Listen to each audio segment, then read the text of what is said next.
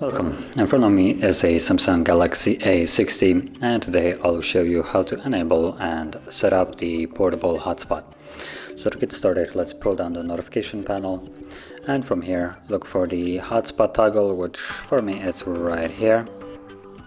Now the position of this toggle may vary a little bit, so keep that in mind. And there's also 2 pages, so it might be also on the second page.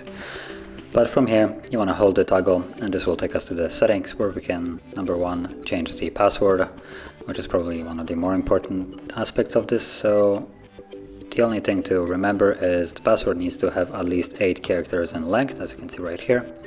And once it has, you can save it. Then you have the band, so you can choose the 2.4 or 5 GHz one. Now the 5 GHz one will be better, faster, but not every device supports it, so devices that don't support the 5 GHz won't be able to find or connect to your hotspot. So basically when you go into Wi-Fi list, you will not even see that Wi-Fi. So if your Wi-Fi or hotspot is enabled and you can't see your Wi-Fi, then go back here and drop it to 2.4.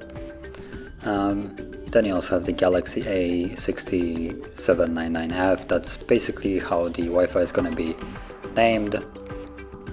And auto hotspot, share your phone's internal connection, so you can enable this or disable depending on if you need it. But basically once you set the band and the password, you're primarily done in here and you can leave this. And from here simply tap on the hotspot, which looks like I can't enable it because the card that I have is not really active, but I believe I can still trick it to be enabled from here. Nope. Oh, there we go. So now it's enabled. So all you need to do is just tap on the toggle right here, on and off, like so, and that's basically all it takes.